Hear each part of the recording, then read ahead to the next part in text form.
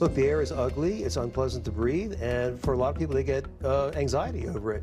But the reality is there's no health risk. This guy, no health risk? That's Fox News commentator and former Philip Morris mouthpiece Steve Malloy, who fought in the 90s to dispel scientific studies outlining the dangers of secondhand tobacco smoke. Now he's trying to say the wildfire smoke from Canada that inundated the East Coast isn't a health risk. Even Laura Ingraham said her eyes burned right before he said this. No one's denying it is unpleasant. My eyes are pretty itchy and watery. And eyes burning is a best case scenario. Many people exposed to wildfire smoke experience trouble breathing, shortness of breath, and chest pain. And look, the CDC specifically says that people with respiratory and heart conditions are at an increased risk of experiencing symptoms. But wait, there's more. This dude even tries to say the EPA doesn't think there's a risk. There's EPA research. They've done lots of clinical research on asthmatics, on elderly asthmatics, on children, on elderly with heart disease. Not a cough or a wheeze from any of them.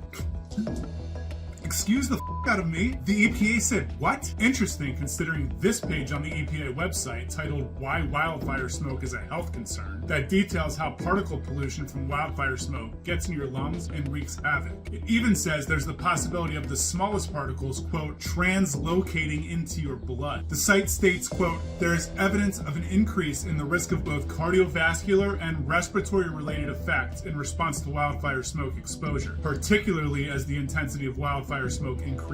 And considering June 6th and 7th were two of the country's worst wildfire smoke days ever, I'd say the risk was very real. And if you can believe it, he's not even done spouting this idiocy. We have this kind of air in India and China all the time. No public health emergency.